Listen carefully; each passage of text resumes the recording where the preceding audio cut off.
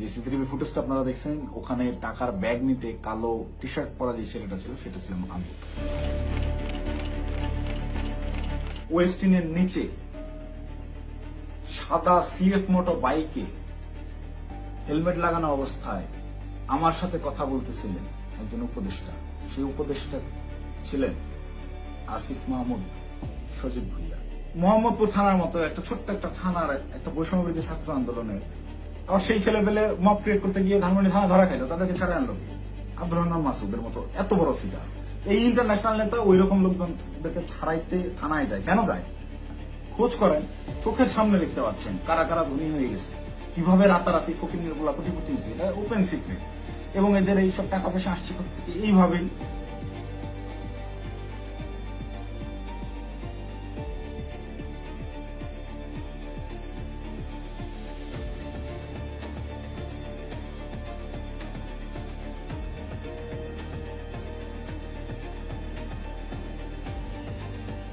আসসালামু আলাইকুম, আমি জানে আলম অপু। সম্প্রতি গুলশানে বরিশালের এই যে নারী এমপির বাসায় চাঁদাবাজির যে ঘটনার ভিডিও ফুটেজ ভাইরাল হয়েছে, যে সিসিটিভি ফুটেজটা আপনারা দেখছেন, ওখানে টাকার ব্যাগ নিতে কালো টি শার্ট পরা যে ছেলেটা ছিল সেটা ছিলাম আমি।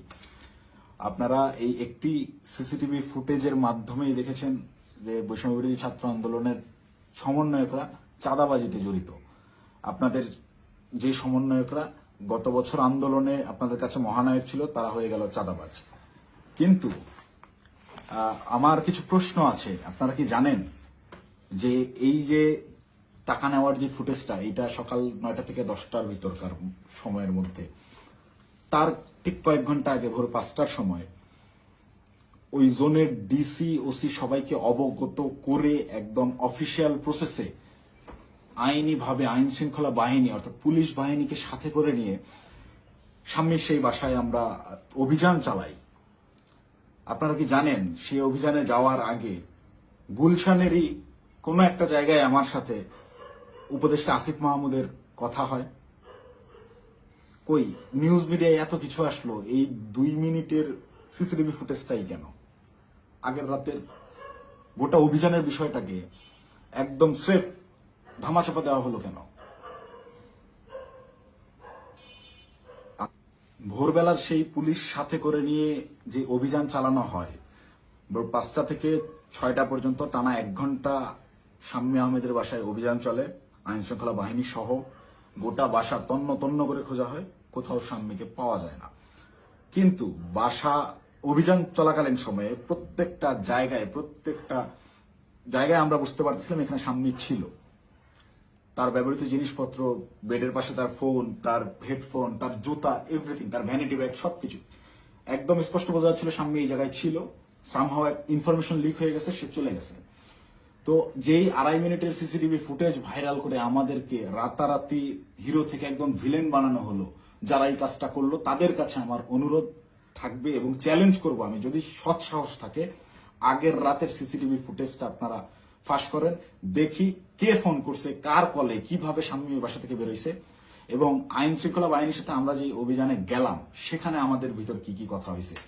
আমরা চাঁদাবাজ কিভাবে হলাম? চাঁদাবাজি তো করি নাই।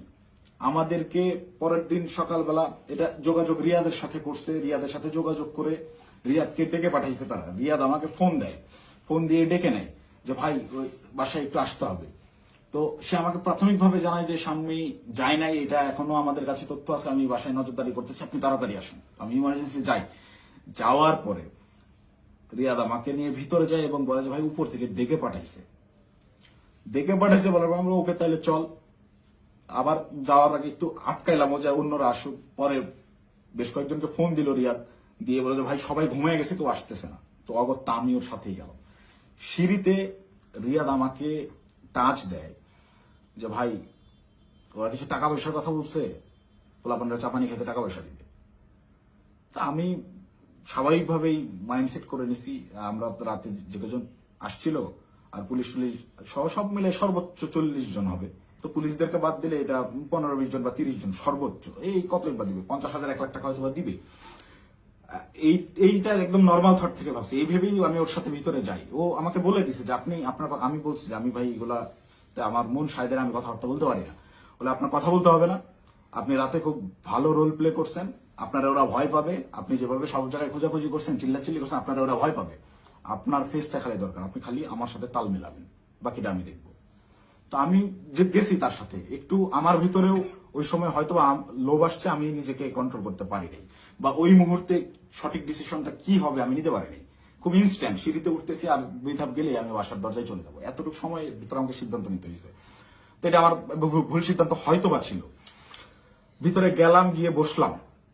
বসার পরেই ওই স্বামীর হাজবেন্ড এসে 5 লাখ টাকার অফার করে যে আমি তোমাদেরকে 5 লাখ টাকা দিচ্ছি, তোমরা যারা ছিলে তোমরা চা পানি খায়ও, আমরা শান্তিপ্রিয় মানুষ, আমি সারা জীবন চাকরি করছি, কোনো রাজনীতি করি নাই, চাকরির রিটায়ারমেন্ট শেষে এখানে আছি, রেস্ট করতেছি, এই বয়সে এসে আমাদেরকে আর তোমরা হয়রানি করিও না, আমি কোনো রাজনীতির মধ্যে নাই, তো আমাদেরকে একটু শান্তিতে থাকতে দাও। এবং উনি আরো একটা প্রশ্ন করেন যে আমাদের তথ্য তোমাদেরকে কে দিছে, তোমরা কিভাবে জানলা যে আমরা এখানে আছি। এই দুইটা বিষয় উনি জিজ্ঞেস করেন। একটা হচ্ছে অনুরোধ করেন ওনাদেরকে ডিস্টার্ব না করতে, আর একটা হচ্ছে ওনারা যে এই বাসায় আছেন, স্বামী যে এই বাসায় থাকেন বা ওনারা এই বাসায় আছেন, এই তথ্যটা কে দিছে। এই দুইটা ইসের বিনিময়ে সে 5 লাখ টাকা দিতে রাজি হয় এবং আনতে চলে যায় এখন, যে তো আমি তোমাকে 5 লাখ টাকা দিচ্ছি, তোমরা এটা নিয়ে যাও। দেন রিয়াদ রেসপন্স যেটা করে, রিপ্লে করে, সেটা শুনে আমি রীতিমতো আকাশ থেকে পড়ছি।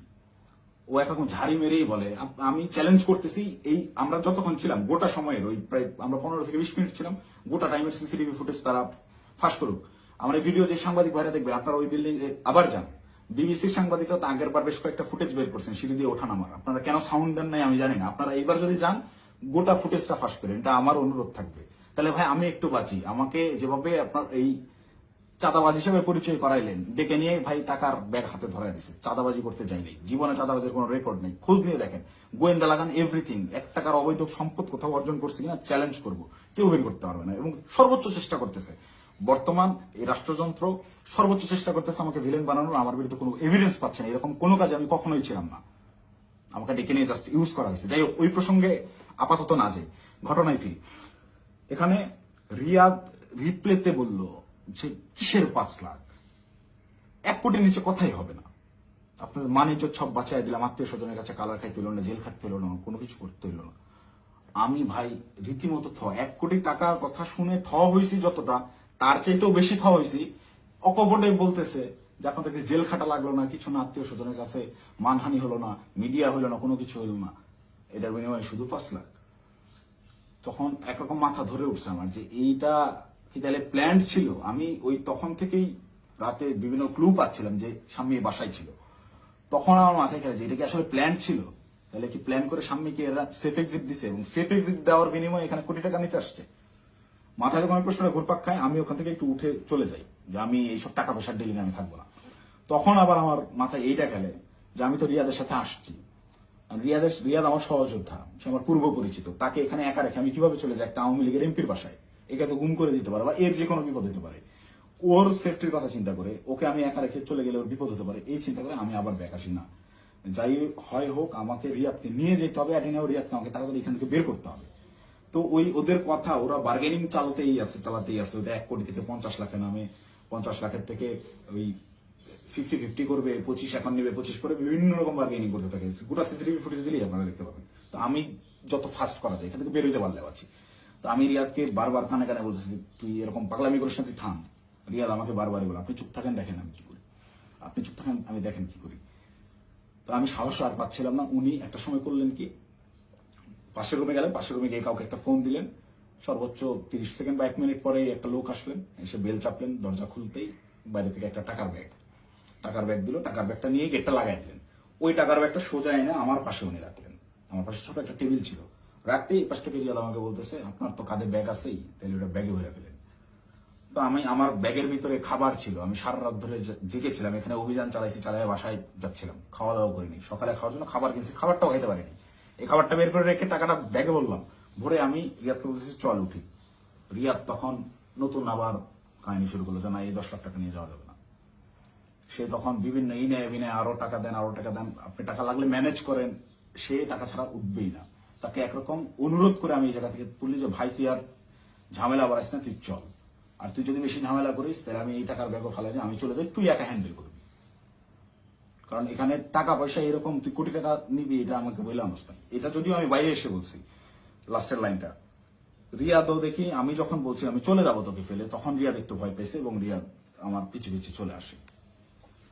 তো বাইরে আসার পরে রিয়াদ আমার সাথে একরকম প্রচন্ড রাগারাগি শুরু করে যে দেখুন আপনি কি পাগল নাকি, আপনার জন্য হইলো না, আপনি মাত্র 10 লাখ টাকা নিয়ে চলে আসলেন কেন।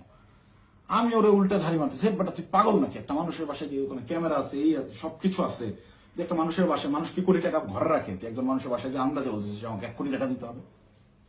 লোক বলতেছে টাকা নাই, বলতেছে ম্যানেজ করে এনে দেন। এটা তো পাগলামি ছাড়া কিছুই না। তুই কি অন্ধ হয়ে গেছিস, তোর কি বিবেক বুদ্ধি নাই হয়ে গেছে টাকার লোভে। ভাই ভাই তো আমার 1 কোটির কথাই বলে দিছে। আমি মানে প্রশ্ন যে করব কোন ভাই, এটা প্রশ্ন করার আগে দেখি রিয়াদের চোখ মুখ শুকায় গেছে। মানে সেও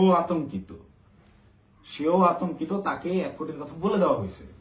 এই 1 কোটি কেন আনা হইলো না, বা আমি যে বাধাগ্রস্ত করছি আমার জন্য সে 1 কোটি আনতে পারলো না, এটার জন্য সে আমার উপরে বিরক্ত এবং সে নিজেও নার্ভাস। রিয়াদের চোখে মুখেও দেখি চিন্তার ছাপ। পরে বললাম কোন ভাই, কখন বললো তোরে, কার সাথে কথা বলছিস আমি যাওয়ার পরে। বলছে রাতে কোন ভাই আসছিল দেখেন নাই। তখন আমি 30 সেকেন্ডের মতো চুপ করে থাকি, ভাবতে থাকি। যখন রাতে কোন ভাই আসছিল এইটার সমীকরণটা আমার মাথায় মেলে এবং রিয়াদকে আমি বলি যে ভাইয়ের সাথে কথা বলে আসলাম তুই কি সেই ভাইয়ের কথা বলতেছিস। রিয়াদ বলে হ্যাঁ।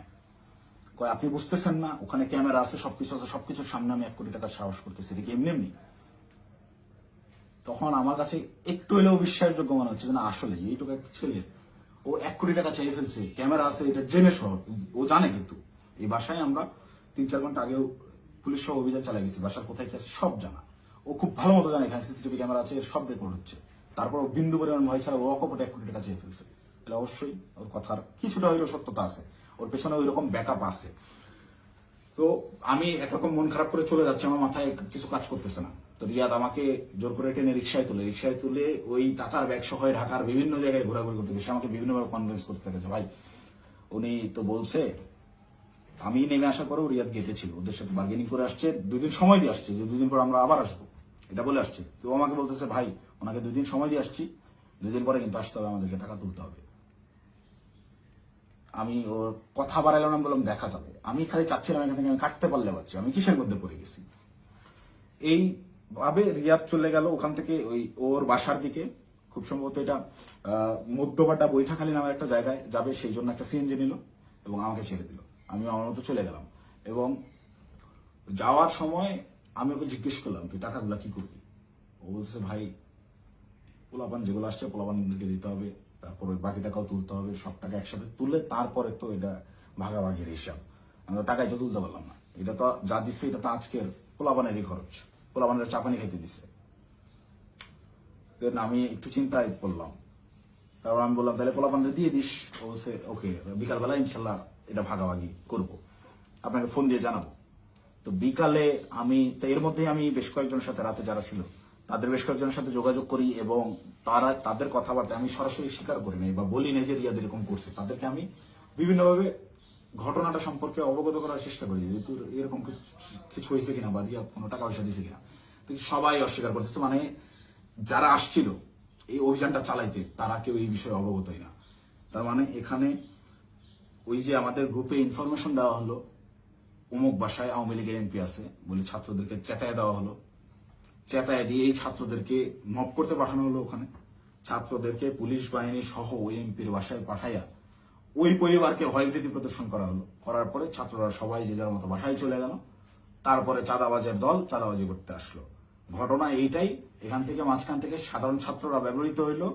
এই ব্যবহারের তালিকায় সেদিন আমিও পড়ছি, আমিও ব্যবহৃত হয়েছি এবং বিভিন্ন সময় বিভিন্ন ঘটনায় এরা এইভাবে বিভিন্নভাবে ছাত্রদেরকে ব্যবহার করে এইসব করে। তারপর বিকালবেলা রিয়াদ আমাকে ফোন দেয়, ফোন দিয়ে ডাকে হচ্ছে রামপুরায়। তো এমনিতেই আমি হাতিরঝিলে যেতাম, তারপরের দিন আমাদের বেসরকারি বিশ্ববিদ্যালয়ের প্রোগ্রাম হাতিরঝিলে, সেই প্রোগ্রামের বাস্তবায়ন কমিটিতে ছিলাম, ভেন্যু পরিদর্শনের জন্য যাওয়ার কথা। এমনিতেই যেতাম, তো ওর কথা শুনে আমি একটু হাতিরঝিল থেকে আগায় গেলাম রামপুরার দিকে।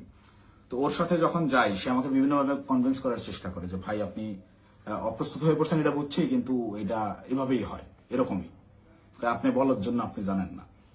সে আমাকে ইনে বিনে বিভিন্নভাবে প্রলোভন দেওয়া শুরু করে যে আপনি আপনি এ যাবত আপনি কয় টাকার মালিক, আপনি কয় টাকা কামাইছেন।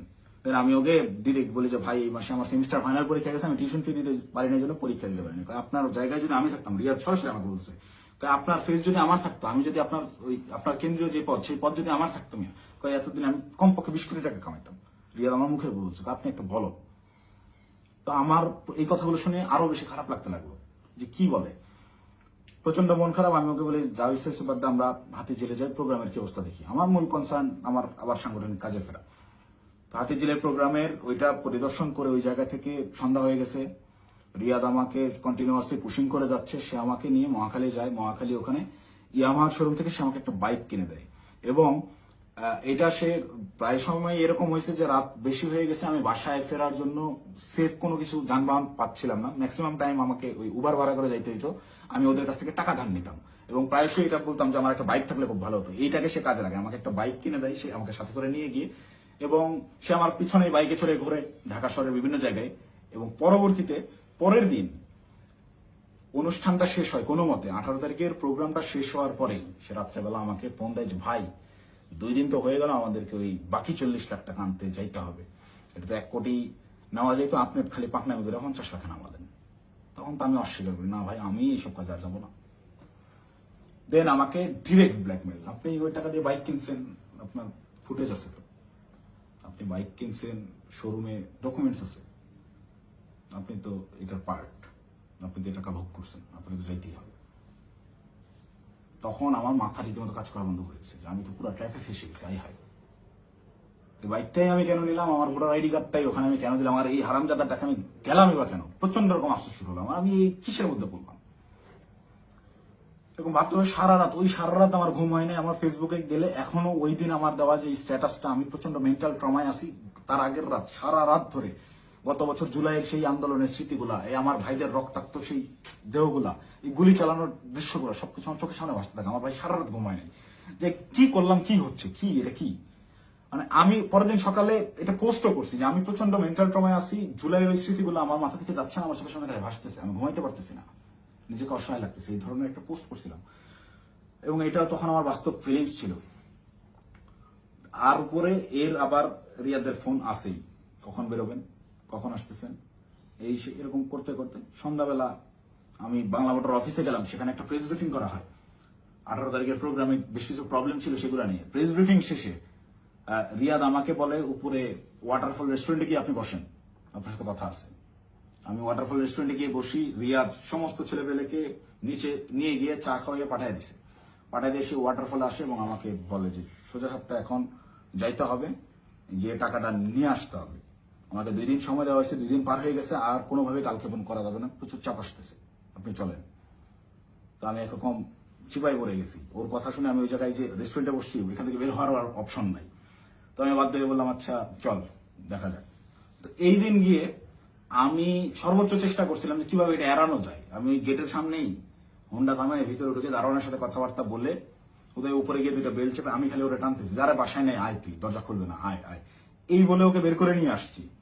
নিয়ে আসার পরে আবার হোন্ডা টান দিয়ে চলে আসছি। তারপর থেকে ওই দিন থেকে আমি ওর সাথে যোগাযোগ করা বন্ধ করে দিছি। টানা 2 দিন ওর সাথে আর যোগাযোগ করি নাই। ও আমাকে মেসেজ দেয় বিভিন্ন ভাবে, আমি যে টাকা নিছি, আমাকে যে ট্র্যাপে ফালানো হচ্ছে, এইটা বারবার সে উল্লেখ করার চেষ্টা করে। আমাকে মেসেজ করে, ভাই টাকা নিয়ে হারায় গেলেন, খোঁজ নাই কেন? প্রত্যেকটা মেসেজে টাকা শব্দটা মেনশন করে, যেন পরবর্তীতে সেটা স্ক্রিনশট আমার বিরুদ্ধে ব্যবহার করতে পারে, বা আমাকে বোঝায় যে তুমি যে টাকা নিচ্ছ এটা কিন্তু এভিডেন্স আছে। আমাকে ব্ল্যাকমেল করার চেষ্টা করে। তো আমি রিয়াদের মেসেজ রেসপন্স করা অফ করে দিলাম একটা সময়।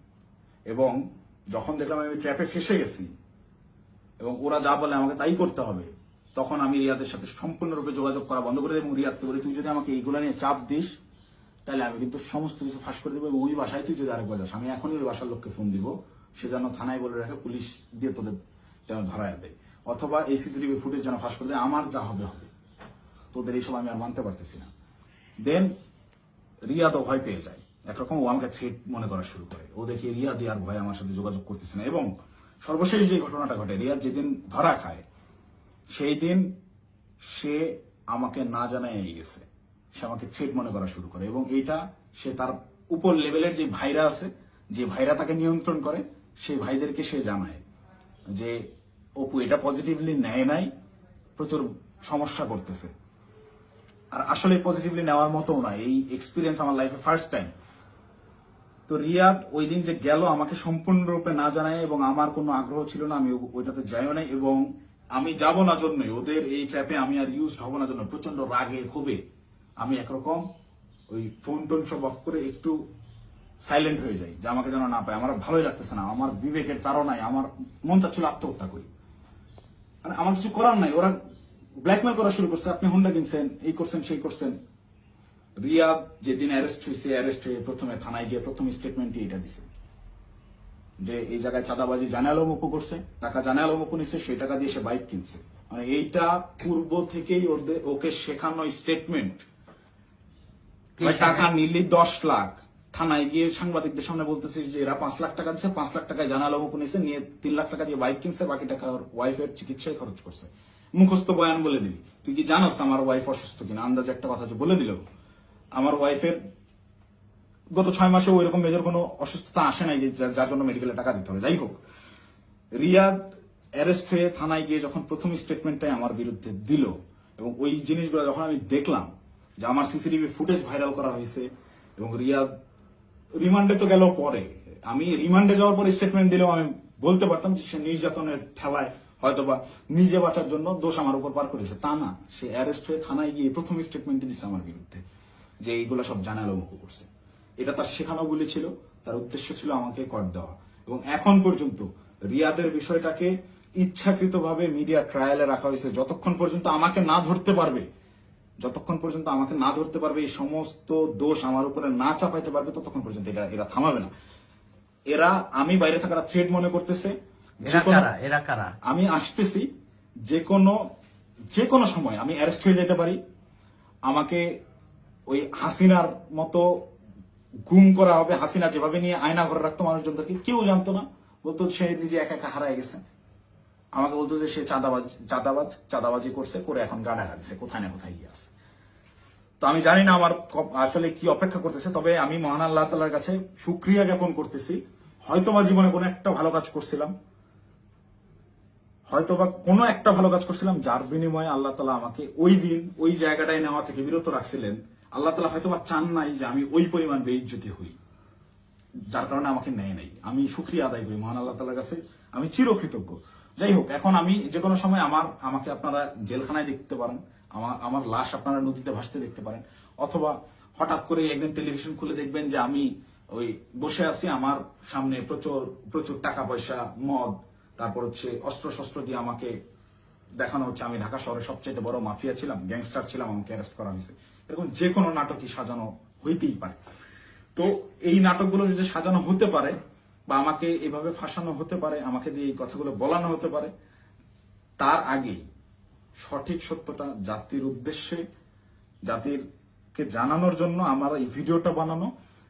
এখন আসি, অনেকেই এই ভিডিও দেখে বলবেন যে ভাই তুই এই 4-5 দিন ধরে চুপচাপ থেকে খুব সুন্দর স্ক্রিপ্ট লিখছিস। অনেকে, আমি যখন পোস্ট করছিলাম যে আমি গোটা বিষয়টা ক্ল্যারিফিকেশন একটা ভিডিও দিব, অনেকেই কমেন্ট করছে যে হ্যাঁ ভাই সময় নেন, সমস্যা নাই, ভালো করে স্ক্রিপ্ট লেখেন তারপর আইসেন।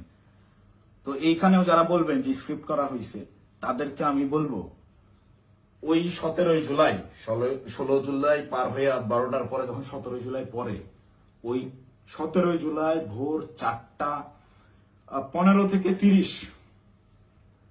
এই 15 মিনিট সময়, কিংবা 4:10 থেকে 4:30 এই 20 মিনিট, বা আমি যদি আরো 10 মিনিট বাড়াই, 4:10 থেকে 4:40 পর্যন্ত 30 মিনিট আমি বললাম, এই 30 মিনিটের ওই যে গুলশান 2 মোড় পার হয়ে যেই 5 স্টার হোটেলটা, ওয়েস্টিন ইন্টারন্যাশনাল যে হোটেলটা, এই ওয়েস্টিনের নিচে সাদা সিএফ মোটো বাইকে হেলমেট লাগানো অবস্থায় আমার সাথে কথা বলতেছিলেন একজন উপদেষ্টা। সেই উপদেষ্টা ছিলেন আসিফ মাহমুদ সজীব ভুইয়া। আপনাদেরকে চ্যালেঞ্জ করব, আমাকে ভুল প্রমাণ করার আগে আপনারা ওই সিসিটিভি ফুটেজ জাতির সামনে আনবেন, এনে দেখাবেন যে ওই সময় আসলে এরকম কোনো কিছু ঘটে নাই। আমার সাথে আসিফ মাহমুদ সজীব ভুইয়ার কোনো কথাবার্তা হয় নাই, সে ওখানে আসে নাই। একজন উপদেষ্টা ভোর 4টার সময় বাইকে চড়ে হেলমেটের মুখ ঢেকে গুলশানের মতো অভিজাত এলাকায় কি কাজে আসে, এটা আমার জানার কথা না। আমি তো মামুলি পার্সন, তারা তো হাই লেভেলের পার্সন। আর আমার সাথেই কেন কথা বলতে হয় বা কি বা কথা হয়। এবং ওই যে রিয়াদ বললো রাতে যেই ভাই আসছিল, এবার সমীকরণটা আপনারাই নিলাম যে রাতে কোন ভাই আসছিল, কোন ভাইয়ের সাথে আমার কথা হয়েছে এবং কোন ভাইয়ের কথা রিয়াদ ইন্ডিকেট করছে। শুধু ওই ভাই না, আরো যেসব ভাই আছে সব ভাইরাই এটাতে জড়িত এবং এটা ওপেন সিক্রেট।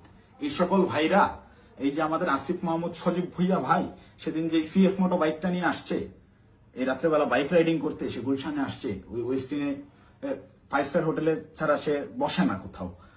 সে ওই গত বছর জুলাইতেও 50,000 60,000 টাকা দামের সেকেন্ড হ্যান্ড একটা স্কুটি চালাইতো, এখন সে সিএফ মোটর চালায়। যাই হোক, এটা চোখের সামনে আপনাদের কে কি করছে, আঙ্গুল ফুলে কলা গাছ কিভাবে হয়েছে। যে সকল ছেলেপেলেরা ওই হলে থাকতে পারতো না ছাত্রলীগের যন্ত্রণায়, বাইরে বাসা ভাড়া নিয়ে থাকবে, বাসা ভাড়ার টাকা থাকতো না, বিভিন্ন রাজনৈতিক নেতাদের কাছ থেকে টাকা ধার নিয়ে থাকতে হইতো, ডোনেশনে যাদের ম্যাচ ধরা চলছে তারা এখন ডুপ্লেক্স বাড়িতে থাকে, নিজস্ব গাড়িতে চলাফেরা করে।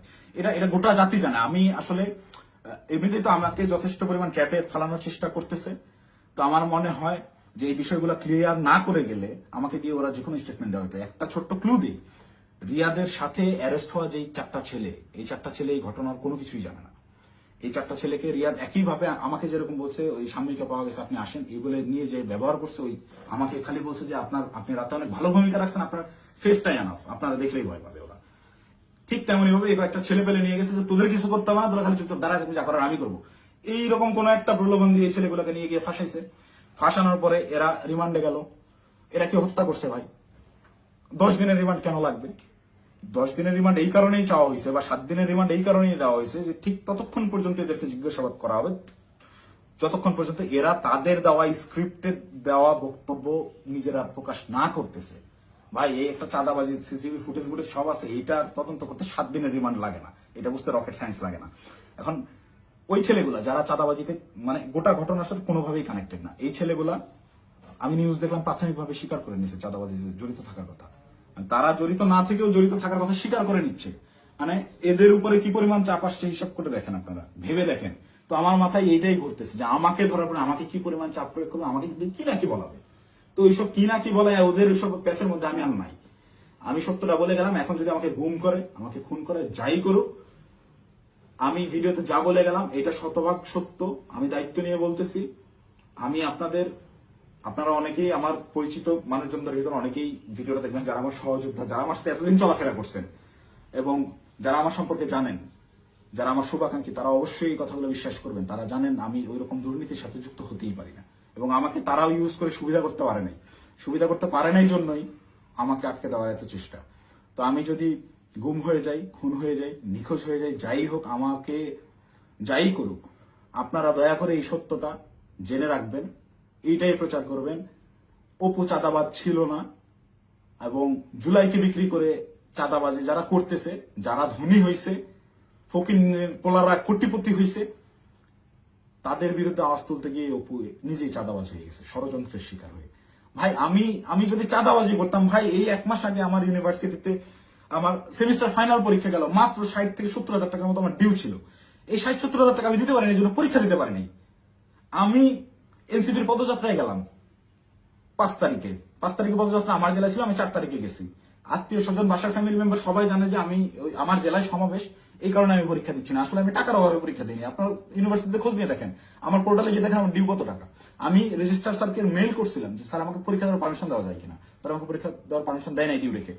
আমি এনসিপির সমাবেশে যাই 4 তারিখ, আমার বউয়ের কাছ থেকে 4,000 টাকা ধার নিয়ে যাই এবং ওই টাকা শেষ হওয়ার পরে আরেক ফ্রেন্ডের কাছ থেকে 2,000 টাকা ধার আনি। এভাবে ধার দেনা করে চলা লোক আমি যদি চাঁদাবাজি করতাম, ওদের মতো কোটি কোটি টাকার মালিকই হইতাম, ওদের সাথে লিয়াজু করে এইসব করতাম, আমাকে এত কষ্টের দিন যাপন করতে হইতো না। তো আমাকে চাঁদাবাজের যে নাটক করে আমাকে চাঁদাবাজ বানায় ভিলেন বানানো হইলো, এদের জন্যই, এদের সাথে থেকে জুলাই এইরকম সংগ্রাম করছি, মানে আমার মাথায় খেলে না। আমি জুলাইতে, আপনারা যারা আমাকে আগে থেকে চেনেন তারা দেখছেন কিভাবে আমি একদম মুমূর্ষু অবস্থায় হাসপাতালে 13 দিন 14 দিন পড়েছিলাম। 30% 40% রিকভার করছি। অর্ধেক অসুস্থ অবস্থায় হাসপাতালের বেড থেকে চিকিৎসাধীন অবস্থায় আমি উঠে গিয়ে আবার আন্দোলনে যোগ দিয়েছি। আমার মন মানতেছিল না, আমার বিবেক কোনোভাবেই থামতেছিল না, আমার মস্তিষ্ক মাঠেই পড়েছিল না, আমার ভাইদেরকে হত্যা করতেছে, এটা আমি মানতে পারবো না। তো একইভাবে এই চাঁদাবাজের ঘটনায় যেভাবে আমি ফেসে গেলাম, আমার মাথায় এইটাই ঘুরছে, না এটাতে আর সায় দেওয়া যায় না, এটা আমি সায় দিতে পারবো না। সেদিন থেকেই আমি বিরূপ আচরণ শুরু করি, এইসব চিন্তা ভাবনা আমার মাথায় ঘুরতে থাকে। আমি ওই জুলাই যে সংগ্রাম আপনাদের জন্য করছিলাম সেই সংগ্রাম সবসময় জারি রাখবো।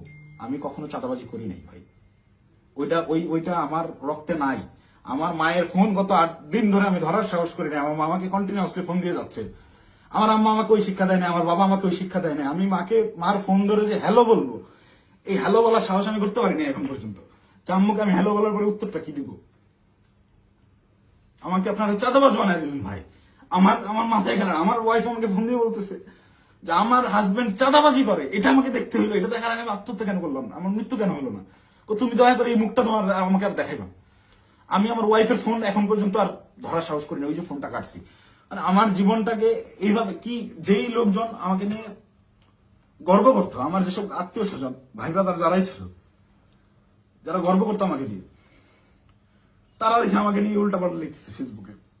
যে সকল লোকজন বিভিন্ন রকম কাগজপত্র, অমুকের মামা, তমুকের খালা, অমুকের বউ, এরে ট্রান্সফার, ওরে প্রমোশন, আমার বাসায় কমপক্ষে 100 জন বিশেষ ক্যাডারের সিভি বইরা আছে, যারা আমার পিছে পিছে ঘুরছে, এই কাজ করে দেবো, ওই কাজ করে দেবো। এইসব লোকজন কোটি কোটি টাকার অফার, এগুলো কাজ আমি করি নাই জীবনে, কোনো সচিবালয় গিয়ে তদবির করি নাই। এদের কোনো প্রবলেম না। আমার এগুলো আমি বলে রেখে যান, দেখা যাবে হোয়াটসঅ্যাপে মেসেজ, ভাই দেখতেছি, পরের দিন থেকে আমি ইগনোর করি রীতিমতো। আমাকে কোনো প্রলোভনে এরা কেউই ফেলতে পারে না। কিন্তু আপনাকে মানে চাঁদাবাজ আপনাকে বানাবে কেন? চাঁদাবাজ বানাবে কেন? এই যে আমাকে ঘটনাটাই সিস্টেমেটিক্যালি রিয়াদ আমাকে ইনভলভ করে ফেললো। রিয়াদ তো আর জানতো না যে আমি এইভাবে রিয়াক্ট করে ফেলবো। রিয়াদ এটা কন্টিনিউয়াসলি করে। রিয়াদের বিরুদ্ধে প্রচুর অভিযোগ। ওর পেছনে শুধু ওর ওই মাঝরাতের ওই ভাই না, আরো অনেক ভাই জড়িত। ওকে অনেক ভাই শেল্টার দেয়। সেসব ভাইদের সাথে রিয়াদের কত ঘনিষ্ঠ সম্পর্ক, তার ছবি আপনারা দেখছেন। একটা কোলে নিয়ে ছবি তুলে, একটা ঘাড়ে নিয়ে ছবি তুলে। এটা এমনি এমনি না। আমি একজনকে চিনি না, তাকে আমি ঘাড়ে হাত দিয়ে ছবি তুলবো না, নর্মালি পাশে দাঁড়ায় ছবি তুলবো। হ্যাঁ, ব্যাপার আছে অনেক। ছবি তোলার ধরন, কথাবার্তার ধরন, আই কন্ট্যাক্ট, ওইগুলো দেখে বোঝা যায় কার সাথে কিরকম সম্পর্ক। ফাইনালি এই যে আটকের যে নাটকটা, ভাই দেশে কত কি হয়ে যাচ্ছে। এই সামান্য 10 লাখ টাকার জন্য এত বড় নাটক, এই 4 দিন 5 দিন ধরে মিডিয়ায় এই আর এই, এটা এমনি এমনি না ভাই। এখানে পেছনে রাঘব বোয়ালদেরকে ঢাকার জন্য এই চুনোপুটিদেরকে বলির পাঠা বানানো হয়েছে। এদেরকে আমি হলপ করে বলতে পারি, আমি যতদিন অ্যারেস্ট না হচ্ছি, এই ঘটনায় আমার উপর দোষ চাপানো না হবে, ততক্ষণ পর্যন্ত মিডিয়ার ট্রায়াল থামবে না। যদি আমি এই ভিডিওটা না দিতাম, আমাকে ধরে নিয়ে ভিলেন হিসাবে বানাই দিয়ে গোটা ঘটনা ধামাচাপা দিয়ে দিত। বাট সামহাউ আল্লাহ চাইছেন আমি ওই দিন ওখানে যাই নাই, এবং আমি না যাওয়ার কারণটা এই সত্যটা জেনে যাওয়া। আমি যখন এই সত্যটা জানছি, তখন থেকেই আমার বিবেকের তাড়নায় আমি একরকম আমার মাথা পাগল হয়ে গেছিল। একবার আমার আত্মহত্যার সিদ্ধান্ত নিচ্ছিলাম, একবার কি করবো ভেবে পাচ্ছিলাম যে আমি কোথায় এসে পড়লাম। এখন এরা আমাদেরকে দিয়ে, এরা আমাদের ছাত্রদেরকে ইউজ করে এইভাবে মব ক্রিয়েট করে চাঁদাবাজি করতেছে। আরে ভাই, এই ছাত্রদের রক্তের উপরে যারা এরা উপদেষ্টা হয়েছে, মানে নর্মাল থিঙ্কিং করেন। আপনি যখন এটা ভাববেন, আপনি ওই দিনগুলো যখন স্মরণ করবেন, আপনার চোখের সামনে একজন গুলি গেছে, রাস্তায় রক্ত পড়ে আছে, রক্তটা আপনার চোখের সামনে ভাসতেছে। এই রক্তের উপর দাঁড়ায় থাকা একজন লোক যখন এই রক্ত যারা ঝরাইছে সেই সকল ছাত্রদেরকে আবারও ইউজ করে স্বার্থ হাসিল করতেছে। আমি তো মিথ্যা কথা বলতেছি না। খোঁজ করেন, চোখের সামনে দেখতে পাচ্ছেন কারা কারা ধনী হয়ে গেছে, কিভাবে রাতারাতি ফকির নির্মলা কোটিপতি হয়েছে। এটা ওপেন সিক্রেট। এবং এদের এইসব টাকা পয়সা আসছে থেকে এইভাবেই প্রত্যেকটা গ্রুপ। এই যে মোহাম্মদপুর থানায় আহ্বায়কে গ্রেফতার হইল, মোহাম্মদপুর থানার মতো একটা ছোট্ট একটা থানার একটা বৈষম্যবিরোধী ছাত্র আন্দোলনের আহ্বায়ক, যে ভোলা থেকে উঠে আসছে একটা ছেলে, সবাই মাত্র পলিটেকনিক পাশ করে আসছে, অনার্স ভর্তি হয়েছে, বিএসসি করতে ভর্তি হয়েছে। এই ছেলে ঢাকা ইউনিভার্সিটিতে পড়ুয়া স্টুডেন্টের কাছে 1 কোটি টাকা চাঁদা চাচ্ছে। আর সেই ছেলে পেলে মব ক্রিয়েট করতে গিয়ে ধানমন্ডি থানা ধরা খাইলো, তাদেরকে ছাড়া আনলো গিয়ে। আব্দুল রহমান মাসুদের মতো এত বড় ফিগার। আব্দুল রহমান মাসুদ তো এখন ইন্টারন্যাশনাল নেতা হয়ে গেছে। সে একটা সেদিন একটু ইসে দেখলাম, সে বলছে আমাকে দেশের সবাই চিনে, ইন্টারন্যাশনাল নেতারাও চিনে। সে ইন্টারন্যাশনাল নেতা হয়ে গেছে। এই ইন্টারন্যাশনাল নেতা ওই রকম লোকজনদেরকে ছাড়াইতে থানায় যায়। কেন যায়? ওই রাব্বি নাম ছিল ছেলেটার, মোহাম্মদপুরের রাব্বি। ওই রাব্বি যদি কট খায় ওই জায়গায়, আব্দুল রহমান মাসুদের নামটা ফ্ল্যাশ হয়ে যায়। আব্দুল রহমান মাসুদকে, ওই রাব্বিকে সেভ করতেই হবে, কিচ্ছু করার নাই। সে মিডিয়ার সামনে ওই জায়গায় তোপের মুখে পড়ছে আন্নান মাসুদ, তাও রাব্বিকে ছেড়ে আসে নাই। পুলিশের সাথে নেগোসিয়েশন করে নিয়েই আসছে রাব্বিকে তার ছাড়বে না। কিন্তু এই ঘটনাটাই আমি তো ধরা ছোঁয়ার বাইরে ছিলাম। রিয়াদকে তারা সেভ দিলেও আমি তো বাইরে ছিলাম, যে কোনো মুহূর্তে ফাঁস করতে পারি। এই ভয়ের জায়গা থেকে রিয়াদকেও আর বাঁচায় নাই যে দুইটাকেই আটকাইতে হবে। আমাকে ধরার জন্য সর্বোচ্চ চেষ্টা করতেছে। আমি কতক্ষণ বাইরে থাকবো, কতক্ষণ টিকে থাকবো আমি জানি না। যে কোনো সময় আমার যে কোনো কিছু হয়ে যেতে পারে।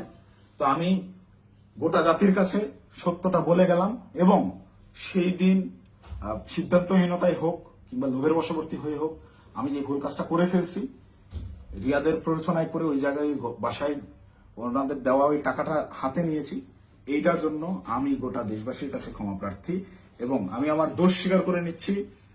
এবং আমি প্রচলিত আইন অনুযায়ী, যেহেতু আমার নামে মামলা হয়েছে, আমি বিচার ফেস করতে রাজি আছি।